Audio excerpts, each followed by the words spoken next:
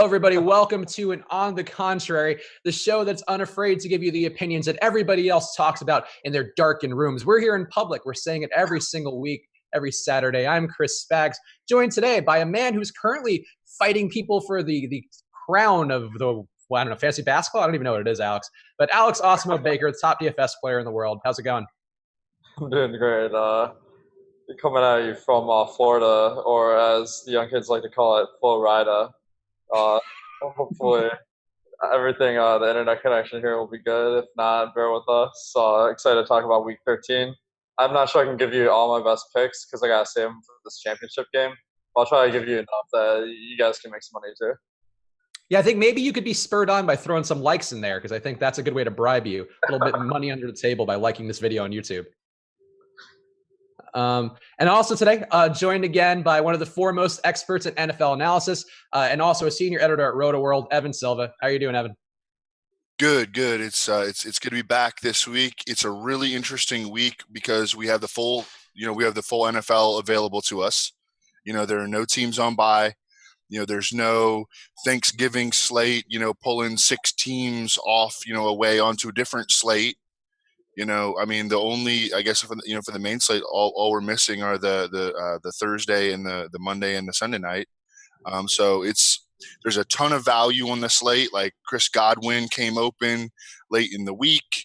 We're going to talk about Spencer Ware. Before we start anything, I'm going to ask Osimo because we got a request for this one. Osimo just tweeted out a poll. What percentage owned would Spencer Ware have to be for you to fade? And we know he's going to be high owned. That's not a question, right? It's not a question. Is he a guy that you just consider a free square and you go all in? Or is he a guy that, you fade if you think he's going to be at a certain percentage? First of all, I guess this would also be a good question for Spags too, to look at the ownership projections. But Alex, what do you think? What would your answer be to this poll that you posted on Twitter? I have actually no clue. That's why I was going to ask you. That's why we do the show. It's like a brainstorm session for these kinds of things. Mm-hmm. I'm just kidding. I actually mathematically calculated it out. It's 99.9%.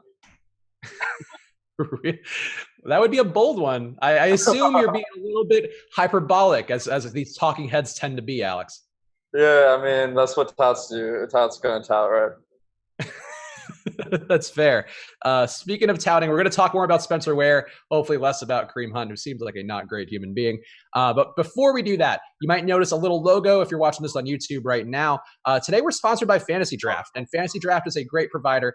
They offer the lowest contest fees in the industry, or at least lower than a lot of providers, and they pay out a minimum of 25% of players, which is hard to find in a lot of the tournaments on some of the more popular sites, or the larger sites, rather. And it's a good way to build bankroll. They're offering you a $5 deposit or $5 on any deposit you'll do right now with promo code Contrary. It will drop the link in there, the Fantasy Draft, but you can find it yourself as well. Just use that promo code Contrary. It's on your first deposit only, but again, it's a good way to get a little money in there. And when you're building a bankroll, there's nothing better than a little bit of free money to start. Alex, you're playing on Fantasy Draft. What are the things people can look for on there? Actually, I haven't played there this season, which is the reason why you should. And the reason why is because everyone wants to be like the shark on DraftKings and FanDuel because they have like $100,000 prizes. But it's a lot easier to be the big fish in a small pond of fantasy draft than it is to try to take over DraftKings and FanDuel right from the get-go. And one of the advantages is if you play on more sites, because the players you end up picking are different on each site, it spreads out your risk so that you can wager more of your bankroll safely. And you can also wager more on the low-stakes games, which are the ones that are filled with the most recreational players. And finally, one other thing I like about Fantasy Draft is this week they have the Sunday night game with the Chargers and Steelers, which isn't available on the other sites. One thing that I think the sites should all do is they should make decisions based on the quality of these games, because a few weeks, the quality of the Sunday night game has been like far and away the best game of the day. So I think that on those days, it would make sense to me to have the full slate include that game. Where on other slates, if it's like Oakland versus Denver or something, like it's better left off, and then we can cash out early. Yeah, so there you go. So go to fantasydraft.com now or download it on the App Store. There's a lot of ways you can go there. Promo code Contrary. Just drop the link in the YouTube chat, but go check it out. They are supporting us, and we appreciate them for doing that. But help us out. Support us as they support us. It's a circle of support. That's what we try to do here. And speaking of, it's the holiday season. This is our last ad, I promise, guys. But this one's a good one. To celebrate the holiday season, we're doing 24 days of giveaways. So every show on Osmo.com, you can get an entry by just liking it on YouTube and throwing in a comment, not in the chat, but a comment once it's the regular version of the show. Leave us a comment today with your favorite contrarian pick, and you'll be entered to win the rest of the NFL season for free on Osmo.com. We're giving one away every day. This first week is going to be all the NFL season passes. So it's a free membership. We talk about the ownership projections. Evan mentioned them up front. They're really important for fantasy football in general. If you want to try to even have a shot to win a tournament, or for cash games too. So go like this video, leave a comment with your favorite contrarian pick. You'll be entered to win.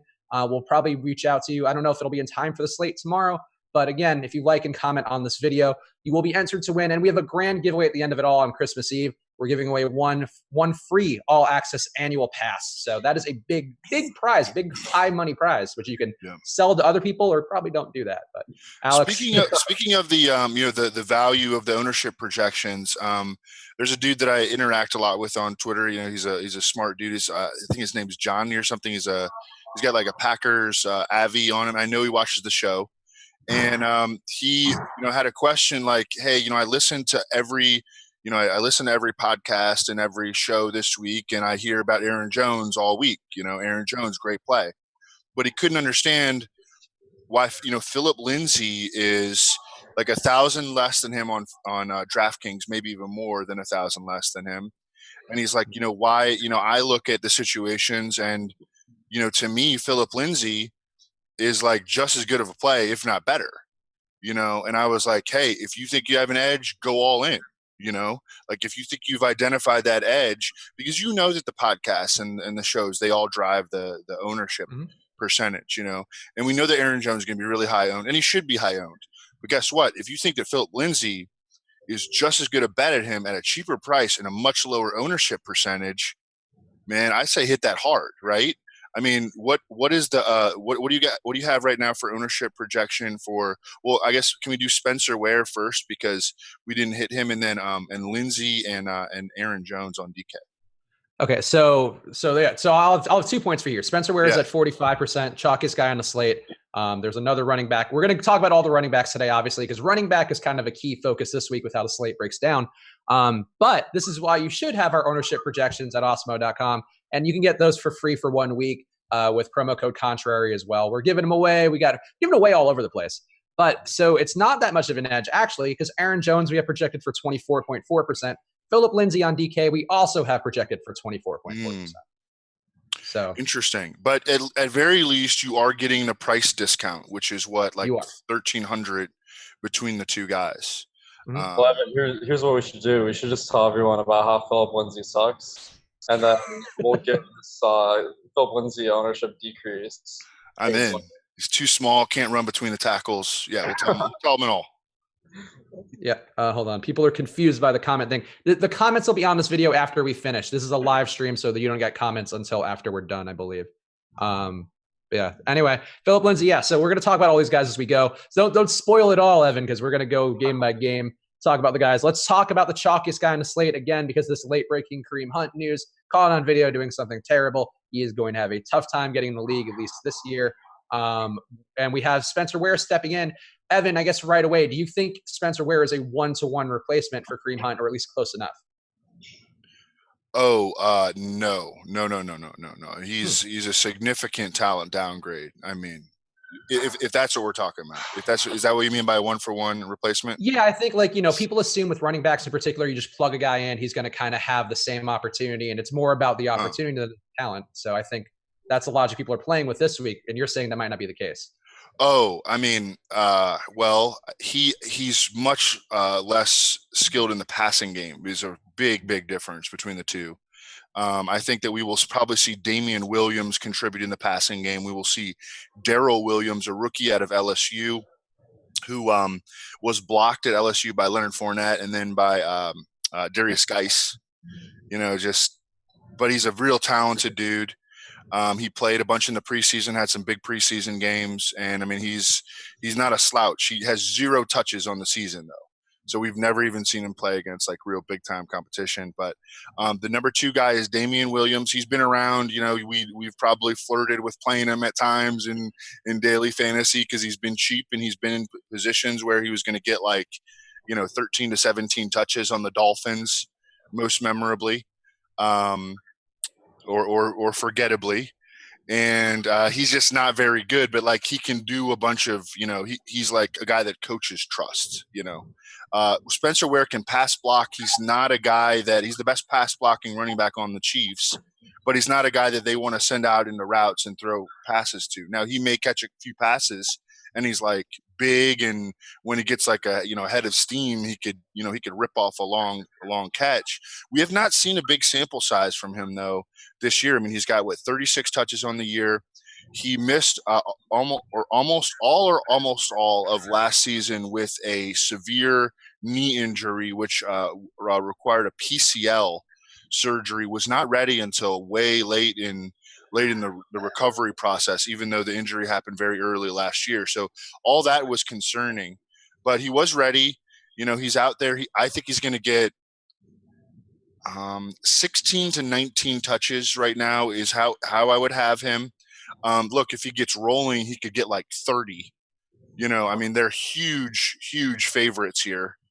And I guess that's a super tout thing, isn't it, to say? Now we have the range at 16 to 30, but I think that's the only way to look at it, like, because we don't know how good he is right now. We really don't know how good he is. Can he handle this full workload? We saw in that 2016 season that he would have a bunch of games where he would handle a full workload, and he was pretty good.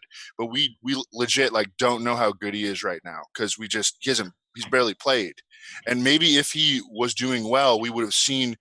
I mean, it's possible to think like, hey, if he was back to his full 2016 form, then he would have played more to this point, right? We've really, 36 touches in 11 games, that's nothing. So we're going to find out a lot this week. I mean, we're going to find out a lot about where he stands in his recovery and is he back to the 2016 form? I'm not sure. The matchup is beautiful. He's a huge favorite. The game script should be is about as good as it gets. It's the highest total game on the slate, even though it's very one-sided. I mean, what's the friggin' Raiders or the Chiefs friggin' team total? Like 35? I mean, it went down a little bit after the Hunt thing. It was over 35. Now it's at 34.5. Oakland's at 20.5. Okay, yeah, that's incredible. He's really, really cheap, so that you don't need as much of a projection because of that. So, but we're going to learn a lot about Spencer Ware this week. What do you think about the prospects from a DFS perspective, Alex, for Spencer Ware? I found these guys are usually just lock and load because I think the only time when it wouldn't be would be if you just expect Spencer Ware to keep the same role, and then all the extra touches go to the Williams brothers. But if you expect Spencer Ware to see half the snaps at least, then he's an amazing play. And the fact that he's only 45% ownership projection right now, it's probably going to be way higher in higher stakes or just regular heavy games. I think that I would definitely like him at that price or at that ownership. And here's another point which I was thinking about the other day, which is lineups with Spencer Ware are probably going to be sharper than lineups without Spencer Ware. So if you are going with the fade, you're playing against a weaker field of people who are fading him. So that could be an argument for why you want to make some lineups without him. I've not heard anybody say that about Spencer Ware and all the breakdowns so far. So thank you for that, Alex. That is the kind of insight we try to provide on the show, and I think that's not the way I've thought about it. One way we do try to think about it, though, who would be the pivots then, Alex, if you were to try to fade Spencer Ware on the Chiefs' offense? Well, I'm really disappointed that Austin Eckler isn't on the slate. He is on Fantasy Draft, so that would be a good pivot. Cheap running backs are pretty hard to find this week, but one I like is Legarrette Blount.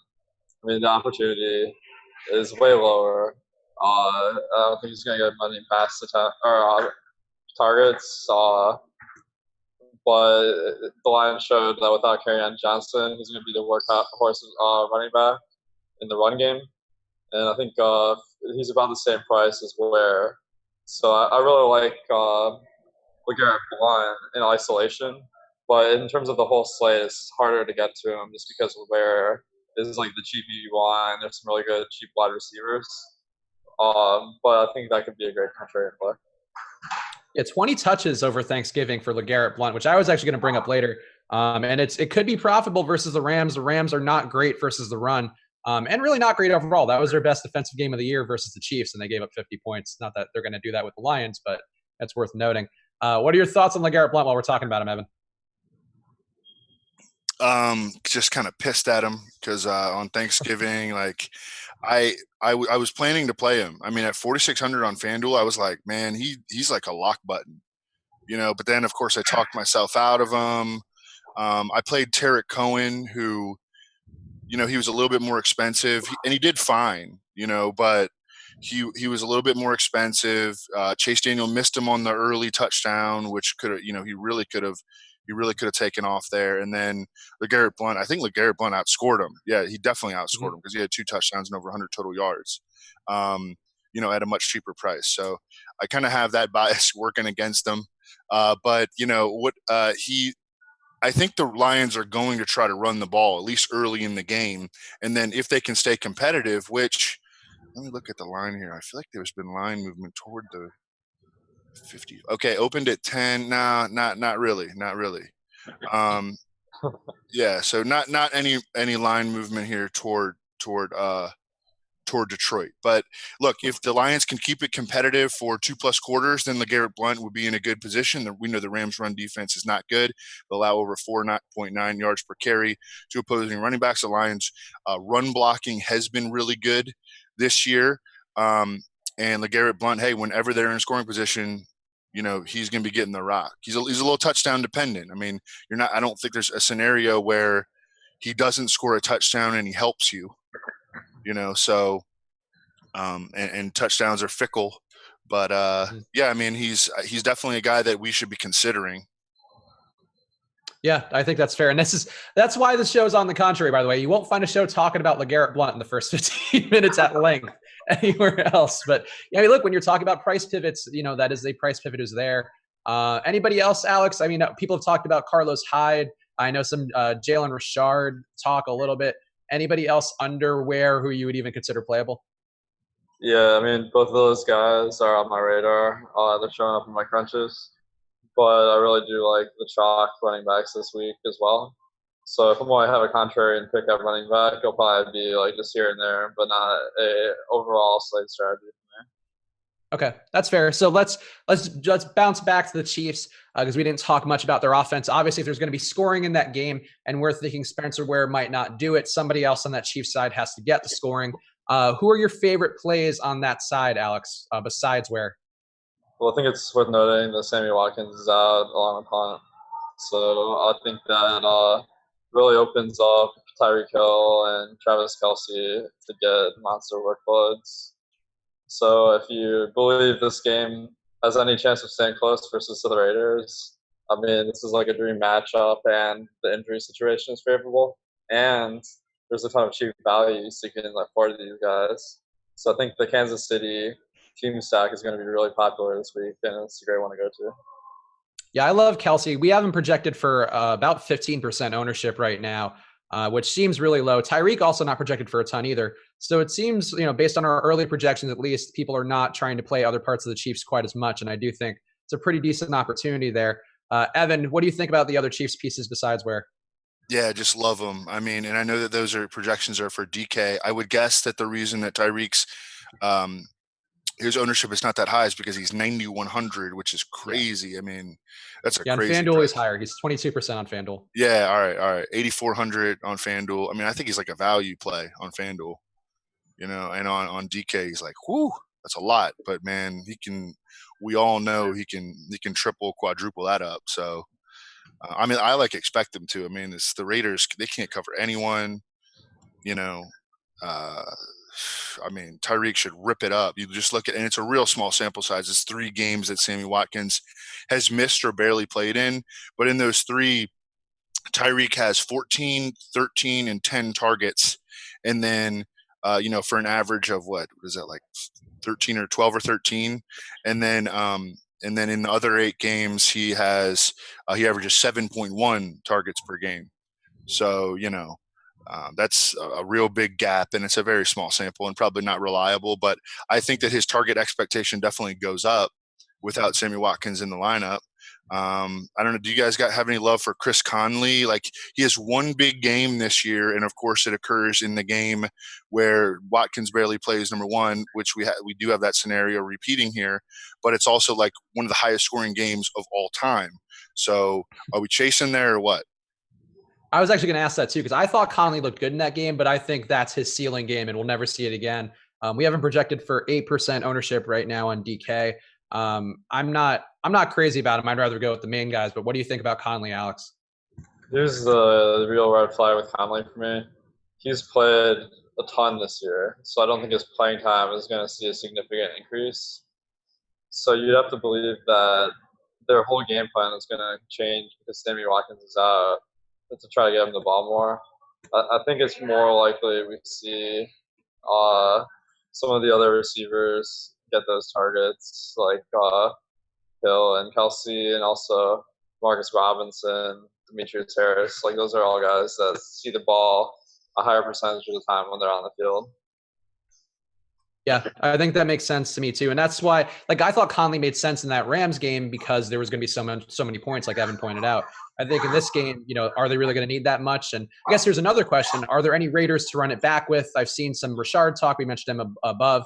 Also, Marcel Aitman's a little bit of talk for him so far. Evan, anybody on the Raiders side who you think is playable? Ooh, no.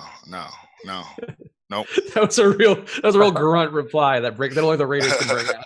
Marcel Aitman, I mean, my goodness, man, 10 targets and 14 yards last week. God. Not great efficiency with those targets. No, I mean, look, there's going to be some opportunity there. I think the guy I would look at would be Jared Cook, but I still don't like to play him. I'm not kidding. His playing time has dropped. If you just look at his his snap percentages, dropped in 8 straight weeks. They are, as they try to lose, they try to lower their probability of winning games. They're taking their player off the field more, their best pass catcher off the field more and more each week. It's crazy. It's crazy. Yeah, it doesn't seem like the best move, but Marcel Aitman projected for under 5% ownership. So if you're team Aitman, load up on an old Marcel with complete impunity. Let's go to another game. Another chalky running back coming off of the biggest game of the year. 100 yards rushing and receiving for Christian McCaffrey, run CMC. I don't know if people call him that, but I'm calling him that today. Killing it last week. In a matchup, though, where Devin Funchess was out, Funchess expected to be backed this week. DJ Moore still in the mix. I think Torrey Smith's going to be a little bit more in the mix. I haven't checked his injury status before this. But how are you viewing the fantasy opportunity for McCaffrey this week, Alex? I think he's a great play every week just because he's involved so much in the running and passing games. He really racks up the PPR points. I'm not really seeing anything. I mean, Tampa Bay is a great matchup too, but with the ownership being so high, and some of the other running backs are really jumping out at me a little bit more than him. But I still think he's a great play. I'm just not sure I'm above the field on him. Evan, what do you think about McCaffrey's prospects this week? Yeah, I mean, I think he's going to crush. I think that if I'm looking at, let's say, who are some of the top RBs, like Saquon or him? I like him better than Saquon this week. Of course, that's also going to be reflected in ownership, so you're not getting any ownership edge there, I would think. And then, Gurley, on FanDuel, is 1,000 more. So I would just take the 1,000 savings and play McCaffrey probably. But, Gurley is probably going to be at way reduced ownership this week, I would think. And then I think McCaffrey, yeah, I mean, that's just I would just be siding with the public on all those. So nothing on the contrary there. Gurley projected for 15% less ownership on FanDuel and 12% less ownership on DK right now. So that is a pretty big difference there between the two. Let's see. What else in this game? We talked about Chris Godwin. Actually, no. Here's a better question. Fade one of Christian McCaffrey and Spencer Ware. I think I already know your pick, Alex, but which of the two would you fade? I'd fade McCaffrey. Evan, how about you? Yeah, I mean, they're just at such different price points. It's hard for me to register here. But I guess I just go with Awesemo. Like, that sounds like a winning strategy, and fade McCaffrey. I agree. Actually, Evan, here's a question for you then.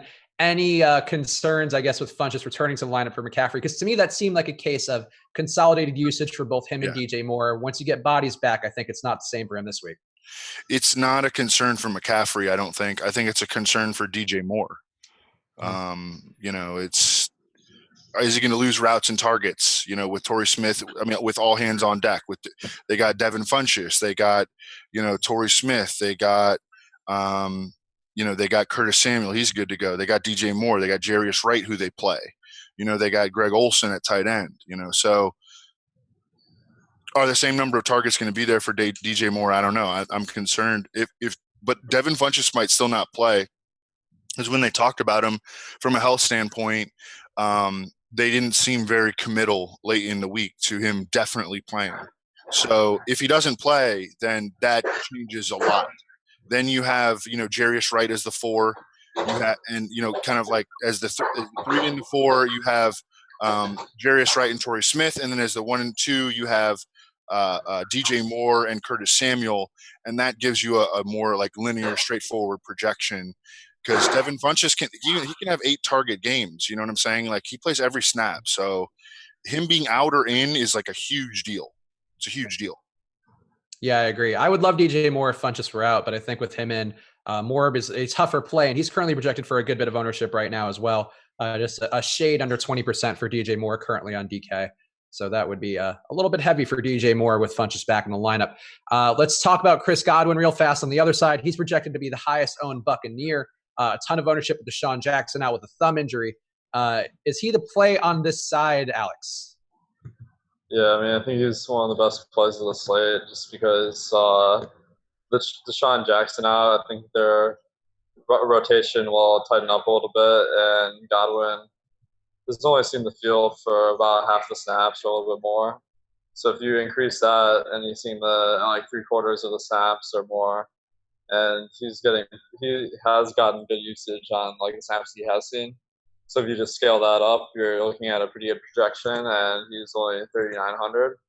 So I mean, the only thing not to like there is I think everyone else will have him too. Yeah, I think that's fair. What do you think about Chris Godwin this week, Evan?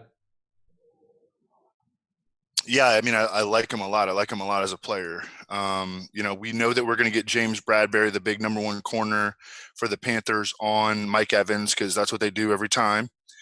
So that's going to leave, and we're going to get, it's like Chris Godwin to this point has only played 57% of the Buccaneers' offensive snaps. He's going to go to like 85 or 90 now. Okay, so he's going to be out there more in a game that has a 53, 54 point total. So that's big. I mean, that's big in and of itself. And then I kind of like that matchup for him too. Dante Jackson, the Panthers' number 2 cornerback, real fast dude out of LSU, like just a blazer, just like 4.3 flat or something. But like small, like real skinny, like 170 or something. I mean, he's like 170 at the combine, and Chris Godwin's like 210. So, and Chris Godwin's always been a contested catch receiver, a guy who wins like 50-50 balls. And so I think he's going to be able to do that against Dante Jackson. Dante Jackson actually shut down Deshaun Jackson when these teams played earlier in the season. It was a shootout, and the Buccaneers scored, I think, 28. It was with Ryan Fitzpatrick at quarterback. Humphreys went off. Humphreys had 8 for 82 and 2 touchdowns. I think O.J. Howard had a big game. And it was not Mike Evans and it was not Deshaun Jackson. It was the other guys. So, but just for a little context there. But yeah, I love Chris Godwin. He's nice and cheap too. Yeah, so I'm glad you mentioned Humphreys because to me he jumps out as the pivot here. He's still got some ownership on him, projected for 12% on DK compared to over 20 for Godwin. But I think Humphreys, this might be something I learned from you, Evan, isn't the way to beat the Panthers through the slot, and that seems like that should benefit Humphreys, especially with the preponderance of targets he can get. Yeah, it seems to me like a Humphreys matchup. I mean, I wouldn't say that Godwin is a better play than Humphreys. I don't think that by any means. I mean, I liked Humphreys before this, but like Humphreys was already in a really good position. I don't know if losing Djax really affects Humphreys. They're such different style of players. Humphreys' playing time, I'm not sure is going to change. It does leave behind some targets. Deshaun Jackson had 8 targets last week. That's a lot. So, then those get redistributed. They don't all go to Godwin. I really like Humphreys. I mean, he's like half ownership of what Godwin is in terms of projection. Yeah, on DK and on FanDuel. I'll check FanDuel, but keep talking. I don't have a whole lot more. Just in terms of ownership, I guess, because I think they're about equally good plays. If not, Humphreys might be a little better. I mean, like Jameis seems to really like Humphreys. Brait is another dude that we should discuss. Like, he was the hot button dude last week. He paid off, at his price, but now no one's talking about him. Mm-hmm. It seems like, and he's even in a better position than he was last week. We're pulling out the 8 targets from Deshaun Jackson. He's in a game with a higher total this week. So, I mean, he becomes a little bit interesting, I think. So Godwin projected for 5 times the ownership of Humphreys on FanDuel, 15% to 3%. So, that's a lot. That's a big difference, man. Big discrepancy on both sides. So I think that's one that jumped out to me as being a spot to look at. Alex, what do you think about the Humphreys, Brait, the white receivers of Tampa Bay? We'll call this segment. I think that I really like Godwin for the reasons we talked about, but Humphreys, I think, pretty solid play. But he's not jumping out to me the same way just because he's already seen the field a lot this year, so I'm not really expecting a huge bump there.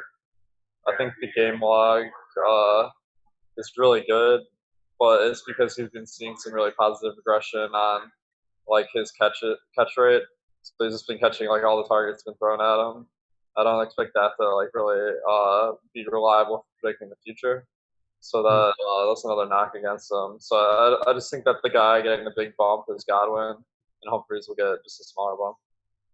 That's fair. I guess real fast, any Jameis interest for either of you guys? Alex, start with you.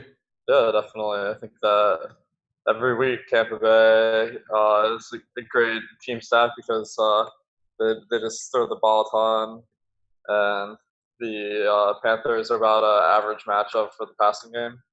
So I like their potential this week, and you have plenty of money to pay for everyone. So I think I'd give everyone the green light for going with the Jameis stack. Evan, you good with Jameis too? Love him. I mean, cash viable, tournament viable, everything. I mean, he's awesome.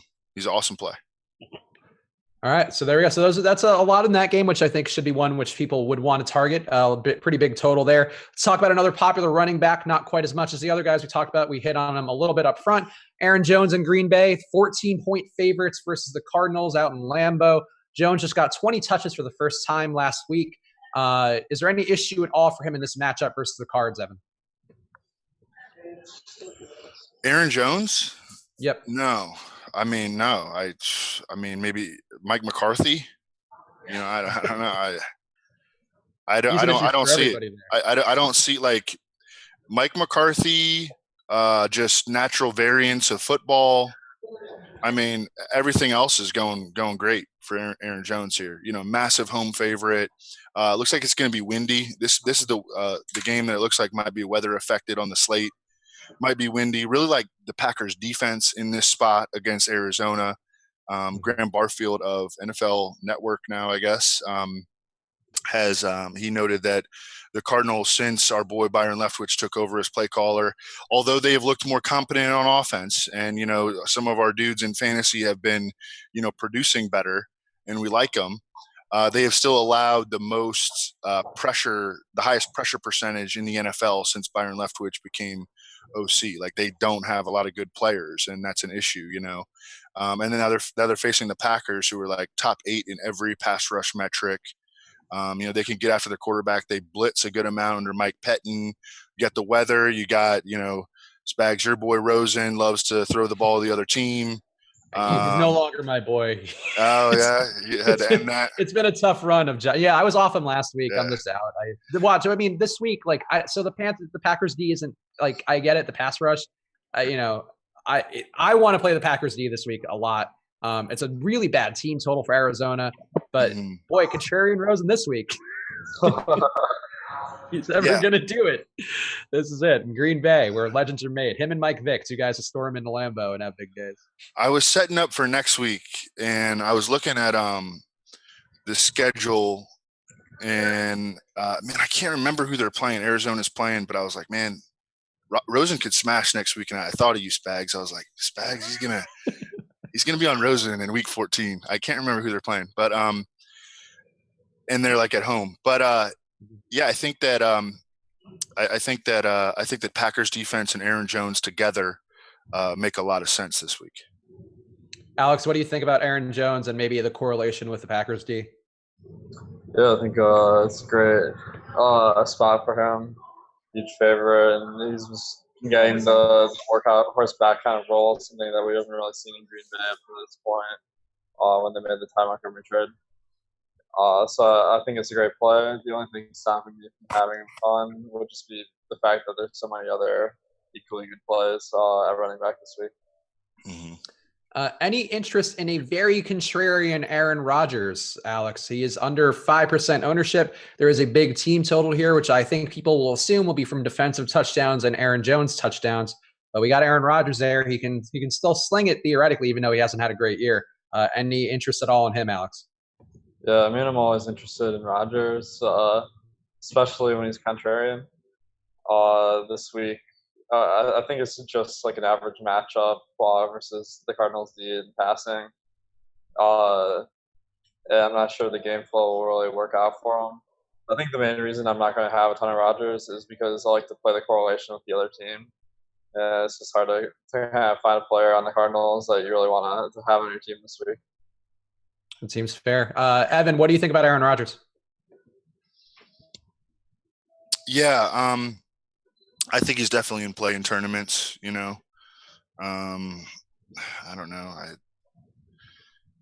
He has sucked this year, though. I mean, he has really sucked. And I was big on him in that game at home against the Dolphins, very similar spot to this. And he disappointed, and I mean, shit, that's terrible analysis to give here. But I mean, we could talk about like Patrick Peterson on Davante Adams, but Davante Adams has been unbelievable in like in all these shadow matchups that he's had. Like he wins at the shadow matchup every single week. He's had like the worst cornerback schedule in the NFL this year in terms of like cornerback wide receiver matchups. And shoot, he's like a top 6 or 7 fantasy receiver on the year. Are the other dudes going to step up and do anything? The ghost of Jimmy Graham. Marquez Valdez-Scantling, Equanimous St. Brown. Is Randall Cobb ever going to play? He's been questionable and inactive for like 7 straight weeks.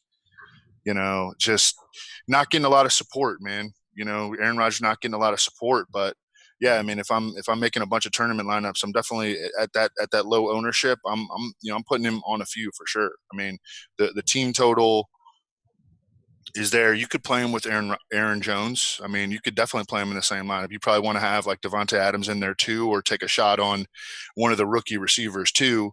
But yeah, I mean, there's some room there, I think, for a game stack against Arizona. Yeah, team stack. Yeah, probably not a game stack. Maybe a little Larry on the other side. I feel like maybe a little Larry, maybe a little David Johnson.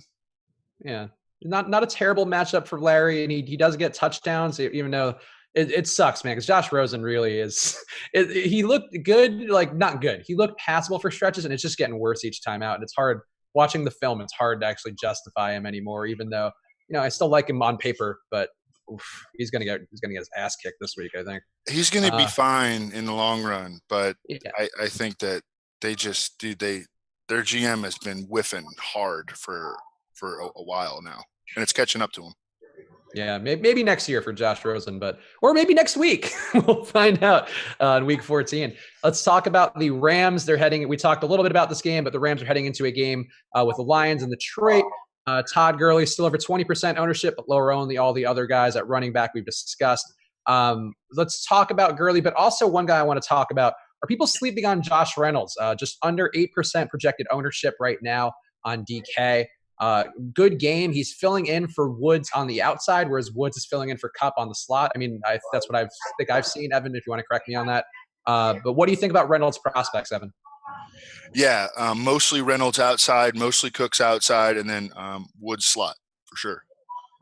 So did Reynolds look good enough in that role, you think, to be worth putting in? Yeah, absolutely. And he's gotten better every week that he's been in there. You know, I mean, he's a dude who barely played as a rookie. You know, he wasn't like a big time producer beyond 1 year at Texas A&M. You know, so it's not real surprising that, you know, he might take a year, or that, you know, he's like going through his natural process of, you know, his natural development phase here.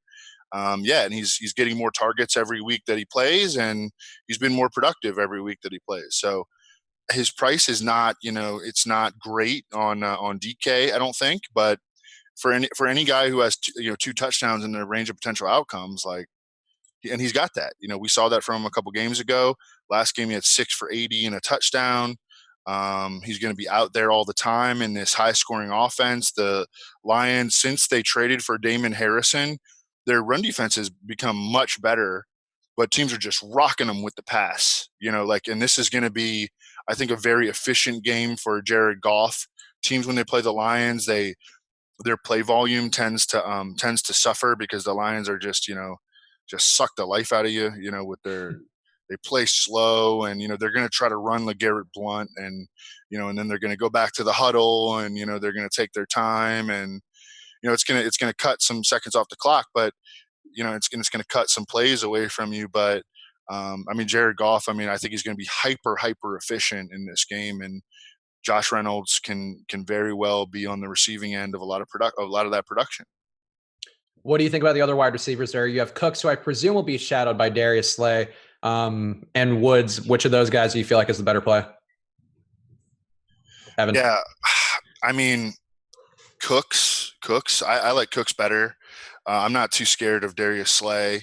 I'm not sure that he's going to shadow. You know, the rest of their cornerbacks are a disaster. So, like, all it takes is a couple of plays against one of the other dudes. Like, they're always changing out their other dudes because they stink. You know, here's Blair saying hi. Oh, hi. But yeah, I mean, you know, Brandon Cooks, like, he's got the biggest upside.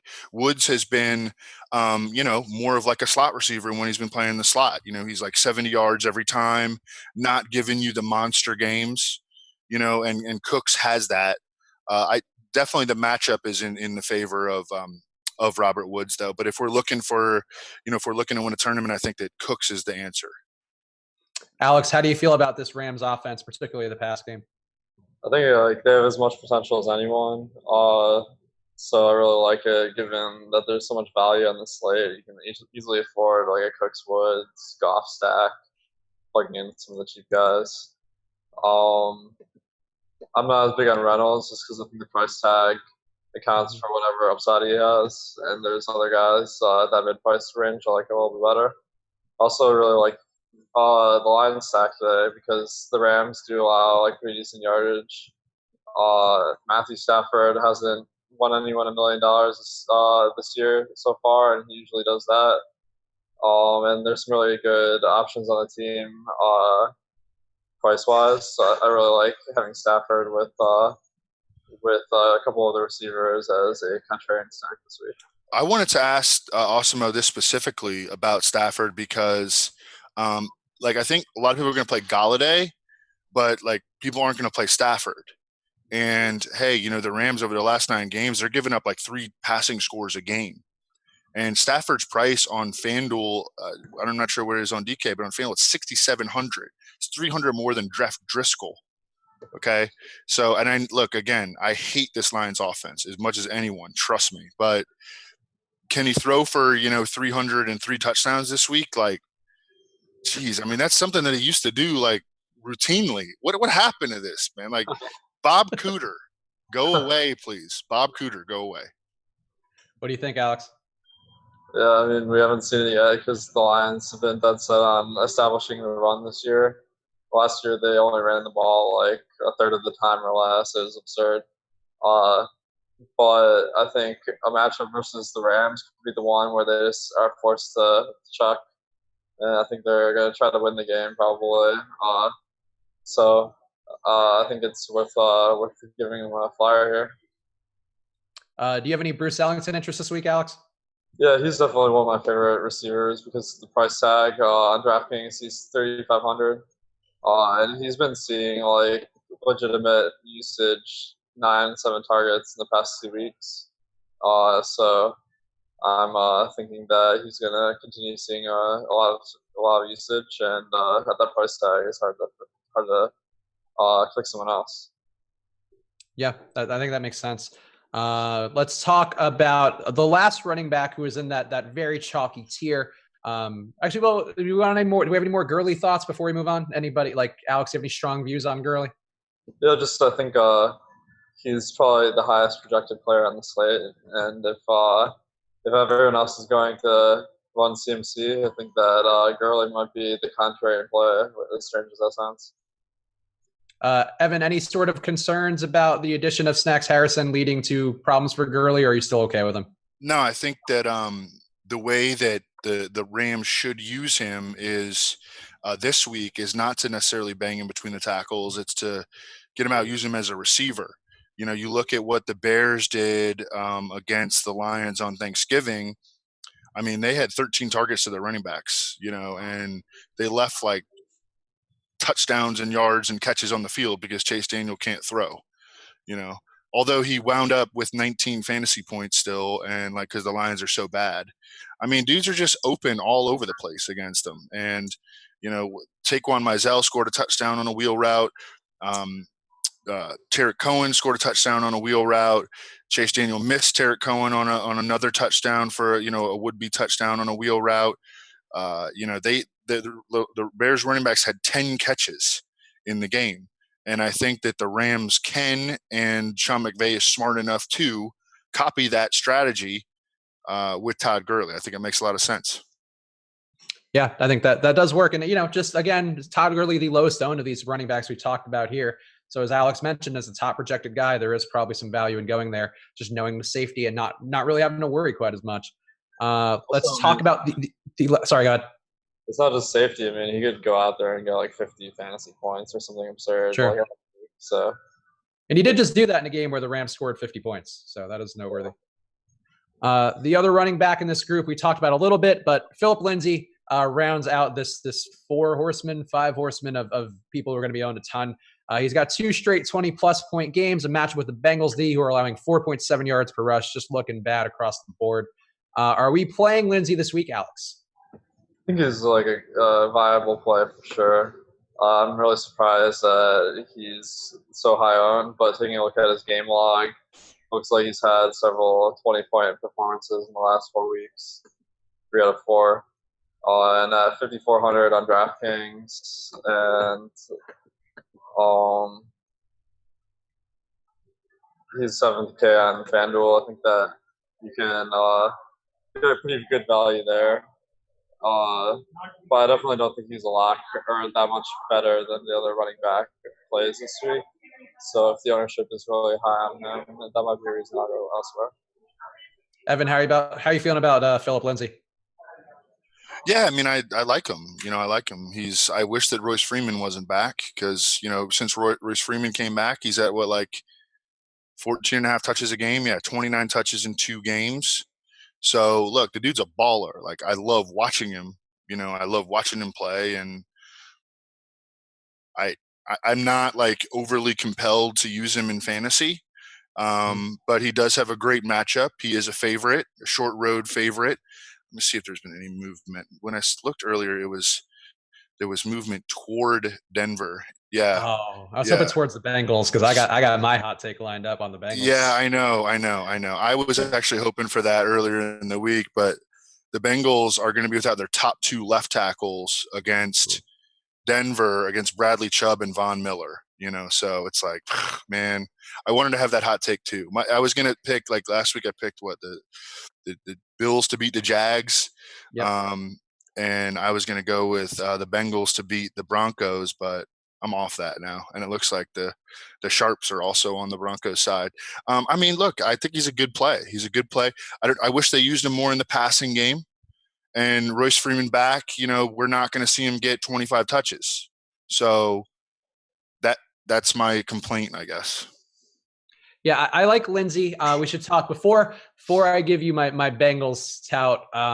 Let's talk about Matt Lacoste, the guy who's projected for a bit of ownership this week. He's at the bare minimum on DraftKings. He looked good filling in for Jeff Hireman, who's out for the year with some rib injuries. What do we think about Matt Lacoste, Evan? Yeah, kind of like him. He's going to be out there every snap.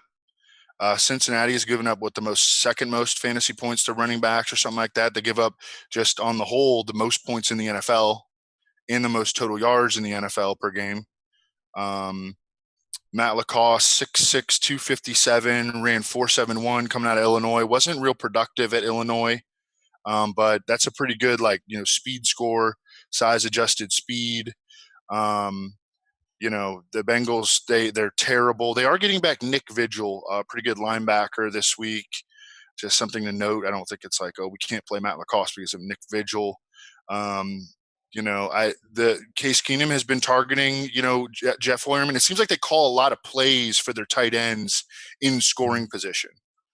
Last week, even though he's been a backup, Matt Lacoste has a catch in every game that he's played this year, which I think he's played 8 games. He has a catch in every one.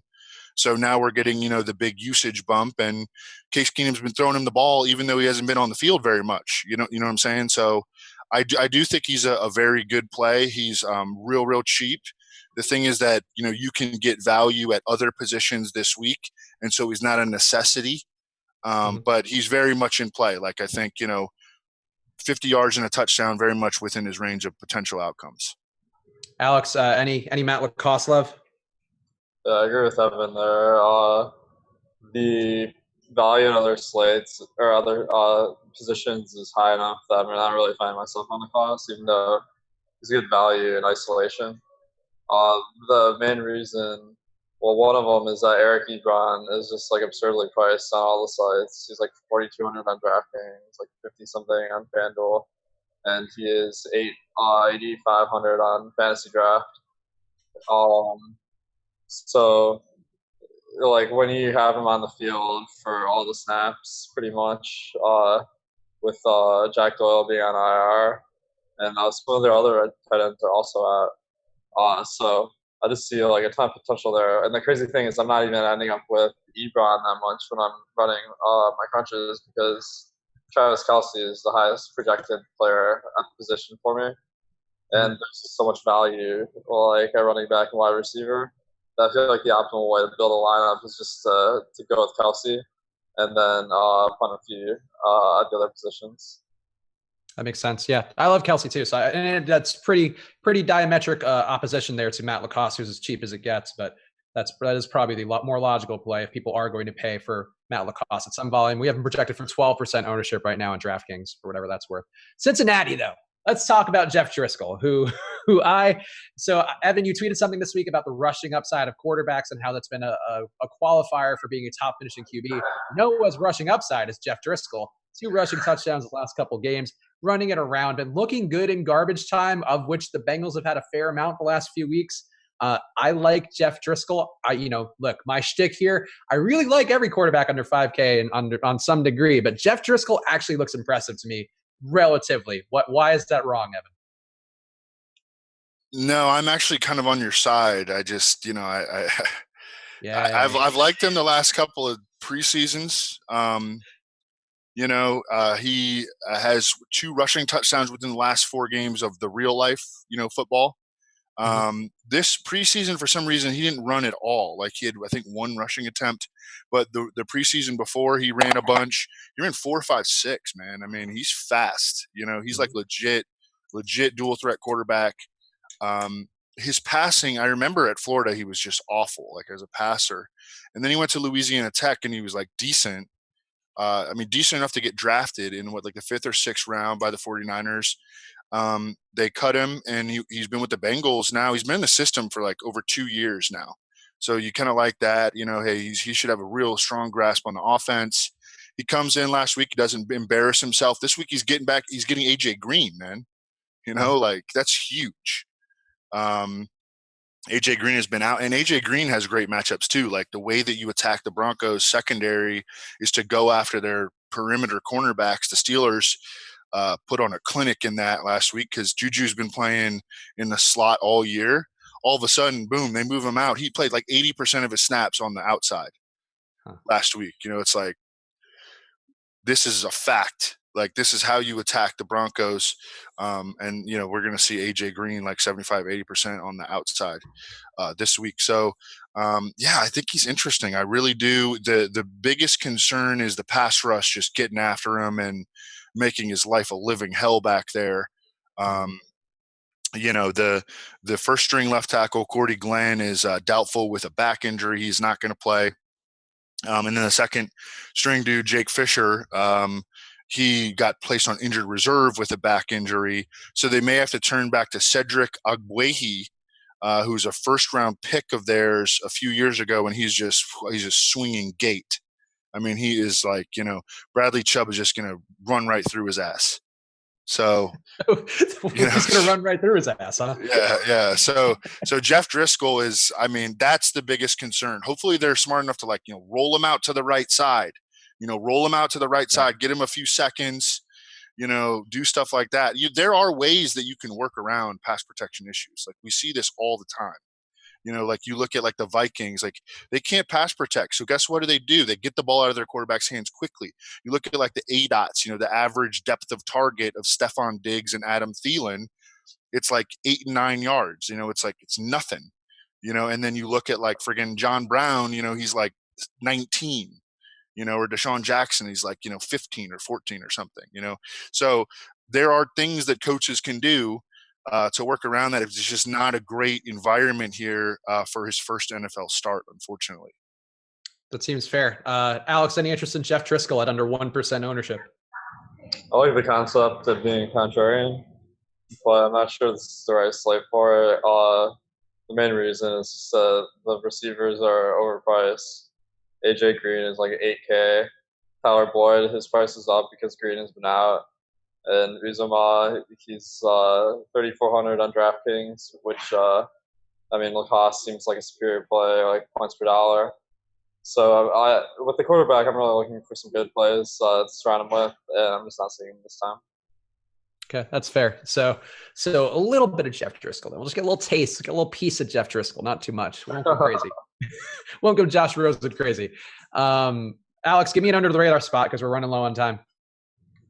Well, why don't we go to our fade of the week? I think I'm running low on my contrarian picks here. Okay.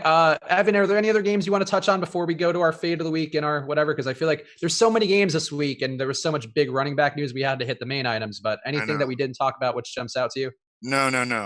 We could talk we could do 3 shows on this slate, man. Let's move on. All right. So fade of the week, Alex, who are you fading? My fade is Saquon Barkley. His price is down to 7,900 on DraftKings, and he's 8,600 on FanDuel, and 15.2 on Fantasy Draft, which is equivalent to like 7,600. They have like twice the salary cap. Those prices seem great, but the matchup versus theirs on the road, that's about as bad as you can get. And I'm just not really seeing a lot of potential for the Giants to score touchdowns here. Certainly possible. But at 18% ownership on DraftKings and 15.8 on FanDuel projected, I'm just not seeing him pop up as good a play as some other guys like Aaron Jones, like Spencer Ware, Gurley, etc. Evan, how about you? Who'd be your fade of the week? Are you still? I know that early in the week, like people were going to play Carlos Hyde. No, we have him at 10%, so that's viable. All right. Nah, it's not viable. It's not viable. I'll allow it. I'm a generous guy. It's the giving season. Okay, I'll take it. Carlos Hyde is my fade. I mean, what a terrible play. What a terrible fantasy play. Like, I wish that, Spencer Ware bailed everybody out that was going to play Carlos Hyde. I mean, what an atrocious fantasy play. I mean, this dude is – no. Poor Carlos Hyde. I hope you're not watching this, Carlos Hyde. He's going to go score 2 touchdowns on 11 carries for 39 yards now and smash value. Going to have the Legarrette Blount special just to spite you. For my fade, it's a tough choice between Eric Ebron, who we all know Chalk Eric Ebron is an experience that can be very stressful and not fun. But I'm going to go Chris Godwin for the reasons we talked about earlier. I just think Adam Humphries is the better play out of that group. Over 20% ownership. Could get to 25 by the time we lock. I just don't need the value that much on the slate where we're going to probably have Ware in a bunch of lineups and Lindsey who's cheap, some other guys. And Jeff Driscoll at quarterback. You're saving some money all over the place, so you don't need to do it with Chris Godwin. Who would be your contrarian running back contrarian quarterback actually, Alex, for the week? I'll go with Matt Stafford. He hasn't had a big performance yet this year. Price is right, 5,400 on DraftKings at 1.8% ownership, 6,700 on FanDuel, and 10.6 on Fantasy Draft. I'm not a huge on contrarian quarterbacks this week, but he's the one that I like the most. Evan, do you have a contrarian quarterback in mind? Yeah, it was gonna maybe be Stafford. I wanted to hear what Alex had to say, and I liked everything that he had to say about Matthew Stafford. I was thinking about playing him in cash early in the week, and then just all kinds of value opened up, and I'm like, I could play Patrick Mahomes if I want at this point, I will say Matt Ryan, though. I'll go with a Ryan Julio stack. I think that Julio can get the best of Jimmy Smith, who's been a disappointment since coming back from his suspension. Matt Ryan averages almost 2.5 more yards per pass attempt at home. Baltimore has not been a shutdown defense on the road as much. Their pass rush has been lacking, and they're going to be without their strong safety, Tony Jefferson, as well. So I think that the Falcons put up more points and yards than expected here, and it largely comes on the back of the passing game. Okay, I'm cool with that one. Shocker, I'm going Jeff Driscoll as contrarian QB. Rushing upside, I just like that. I like what I've seen from him. I think he's got a good vibe with Tyler Boyd. I think AJ Green is going to be a helpful spacer for those guys. I think Joe Mixon can get some short yardage little throws too for Driscoll to keep the pressure off. So Driscoll's my guy, and we'll talk about this. This will be the one we clip and put on social media. It's such a great pick. Contrarian running back, Alex, who would you go with? I'll go with Blount. I don't think this is the week that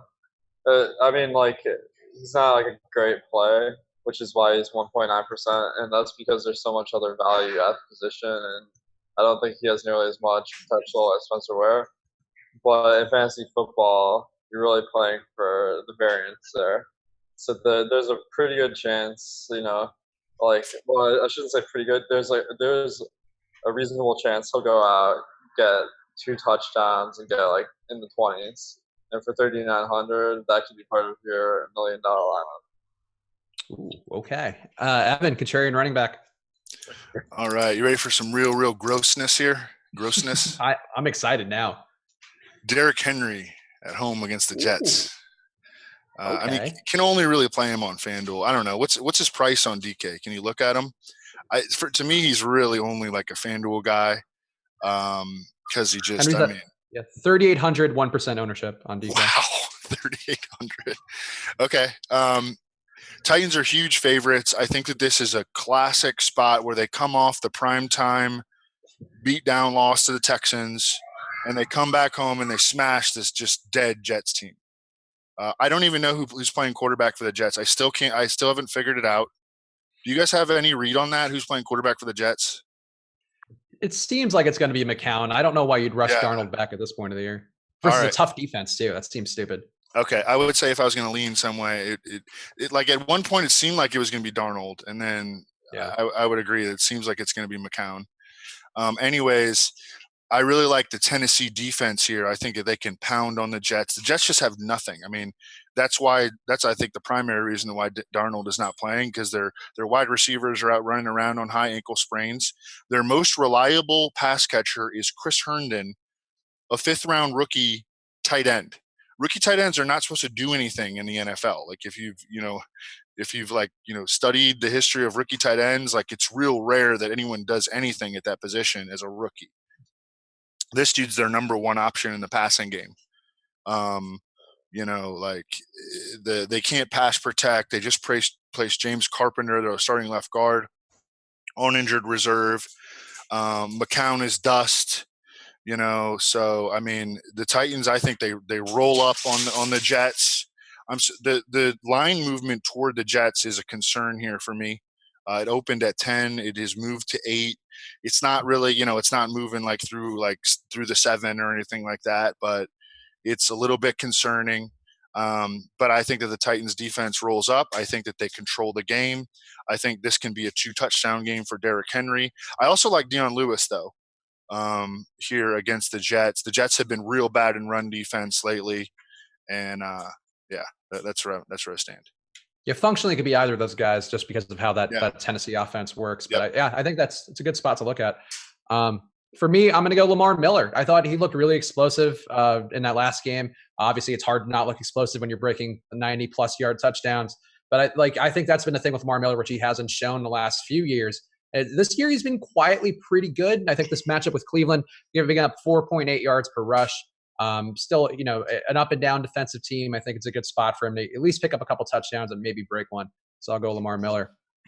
Alex, close us out with a contrarian wide receiver pick, please. I like Jarvis Landry this week.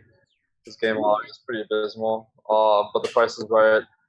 On DraftKings, he's 5,300. On FanDuel, he's 5,500. On Fantasy Draft, he's 10.5. I like him the most on FanDuel and then DraftKings and then Fantasy Draft just based on the roster construction this week. But we haven't seen it recently. But Jarvis Landry has the potential to get 10-plus targets every week. And I think I noticed his playing time wasn't quite as high last week. But I feel like he's still the guy. And there's pretty good potential for him to go out and have 100 yards and a touchdown. And if he's going to be 2% owned like our projections say, I think that's a chance that I really like taking. Yeah, Landry had 5 targets, I believe, in the first half last week before that one just got out of hand with the Browns steamrolling him. So I think that's a pretty smart play. And I think Landry, people are so down on Landry where it does probably make sense to go back to him. Evan, contrarian wide receiver pick for you? Yeah, I mentioned Julio. What percentage is Julio at this week? I feel like no one's going to play him. Ooh, let's check that. Nobody's on him for sure. Relative to Julio, nobody is. 12.5% on DK. Okay, what about OBJ? What about Odell? Odell, we have at, where are you? 8%. Woo! I love it, man. Squeaky wheel narrative. He was complaining about the game plan. Mm-hmm. He's a guy that whenever he's the squeaky wheel, he gets pummeled with targets the next week. As you mentioned, his ownership is really, really low. He was real high last week, and he disappointed. What do you have? 5 for 85. So, wow, this is an awesome tournament spot here for Odell Beckham. I mean, what a great spot. And the Bears have not been shut down by any means against outside receivers. Have not been. I mean, dudes have big games against them at outside receiver every week. So, OBJ, I think awesome tournament play and definitely a great contrarian pick here. I think he's an easy one. Evan, if you like the squeaky wheel narrative, I got the perfect guy for you, man. Michael Crabtree. Well, okay. Why is he the squeaky wheel? Wasn't he yelling on the sidelines or something about them not throwing the ball enough or something? Oh yeah, that was Willie Snead? That was Willie Snead, wasn't it? Oh, he man. got no targets last week. I'm glad you told me because I was all on Crabtree. Now I need to Yeah, well, that's a great example of like what just drastically changing the offense during the season does to fantasy results. Like, you understand, the Ravens were leading the NFL in pass attempts per game with Joe Flacco as their starter, leading the NFL, and now they are the run heaviest team in the NFL. So yeah, I mean, a dude like Willie Snead, hey, in week 11 he had 8 targets. He led the team in targets. He had 0 last week. So on the sideline, of course, he's throwing a fit, yelling at Marty Morningweg. I don't know. You think Marty Morningweg and Lamar are going to get together? Let's scheme up the targets for the squeaky wheel Willie Snead this week. Yeah, the throwaway third wide receiver they signed in free agency just to have a body is definitely the one who deserves to have prima donna tantrums on the sidelines. What an asshole. My contrarian wide receiver pick is just a pivot again to Chris Godwin. It's going to be Adam Humphries. He's a little bit over 10% ownership, so he's not a low-owned guy, but I think you're getting him at a discount compared to Goodwin, and I just like the matchup for him, so Humphries is my guy. Real quick, Fantasy Draft, thank you for sponsoring the show. Make sure to go to fantasydraft.com right now. You'll get a $5 bonus on any deposit you put in. Fantasy Draft, again, Alex hasn't played this year, so this is your shot to win on a site, to build your bankroll. And they're a great site. They are trying their best because they're working with us, and that's all we can ask out of any company. So go to fantasydraft.com now. Use that promo code CONTRARY for $5 free. I think I have, pasting the link in the chat now, so go there. And make sure to like this video and comment. We will enter our 24 days of giveaways, and you can win a rest of the season NFL pass to Awesemo.com. So that's all the ownership projections we talk about, rankings from Awesemo, Awesemo's premium articles, projections from some of the other guys, so former FanVice guys. We're doing a great job with projections all year. So like and comment your favorite contrarian pick on this video, not in the chat, but the actual version, which will be when we finish this. So go like, comment, leave your favorite contrarian pick, and we will select one person at random every day. Do this on every Awesemo video, and you can get a ton of entries and a shot to win our freebies. So Alex, any parting words before we go do Saturday things? Yes, thanks Fantasy Draft, first of all, for sponsoring the show. I had the pleasure of meeting those guys last year at their final in North Carolina. It seems like a really great bunch of guys running the site, and I've always had a fun time playing on there. Sometimes it gets a little bit stressful for me, like trying to juggle too much, which is why I've been not playing there. But that's why you should play there. Is like the big sharks aren't spending as much focus on that site. That's going to make it a lot easier for you to win. Are you lumping yourself in with the big sharks, or are you saying like they're the other guys and you're like the good shark? You're like the friendly shark. I hope that at some point in my life, I hope I can just be able to refer to myself. I'm a big shark. Or a super heavyweight on Roto Grinders, so that is a big shark. Well, anyway, thanks Evan as always for being on the show, and thanks Chris hosting the show and giving us your takes here, and thanks everyone for watching. Cool. Thank you guys for watching. Again, liking, comments, enter the 24 days of giveaways, get a shot to win that NFL pass for the rest of the year. And we'll be back next week. So thank you guys for watching, and we appreciate every one of you. Good luck.